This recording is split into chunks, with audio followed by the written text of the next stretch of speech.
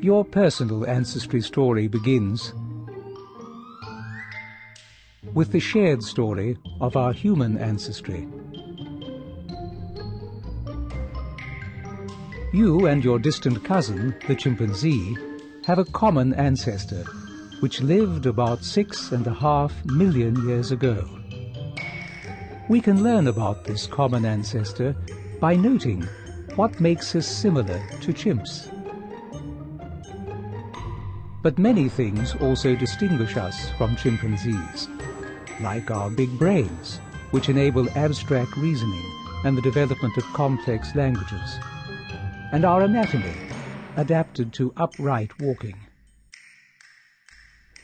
These human traits developed gradually over millions of years. The fossil record reveals a long and eventful parade of human ancestors. During some periods, several of our ancestors coexisted. Gradually, they became more efficient upright walkers, and later developed skulls with larger brain cases, devoted more to thinking and less to chewing. Our knowledge of the exact relationships between these ancestors is incomplete, and often is revised because of new fossil finds. Some of them were our direct ancestors. Some of them were distant cousins who became evolutionary dead ends. But by 200,000 years ago, we're on firmer ground. We find the bones of people in Africa who looked something like us.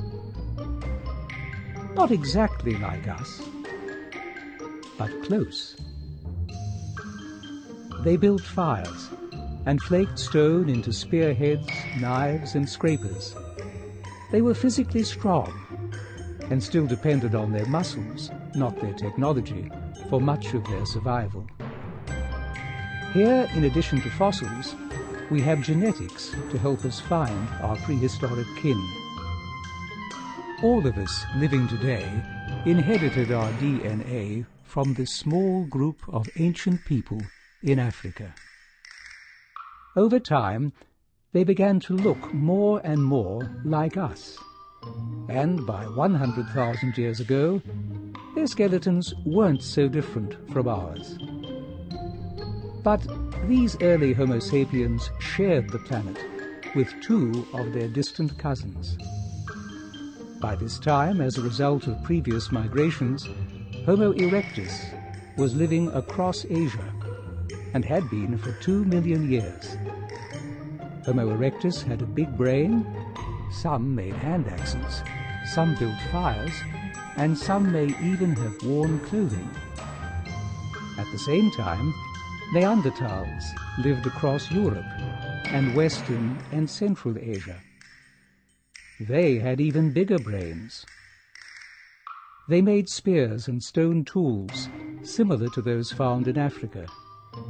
And we suspect they had strong social relationships. They cared for their sick and infirm, and buried their dead. Not so very different culturally from early Homo sapiens. It seems that our human anatomy developed before our complex human culture. But things were about to change.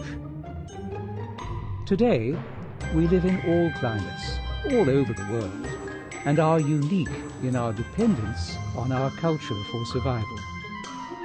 How we got from there to here forms the next chapters in our human story.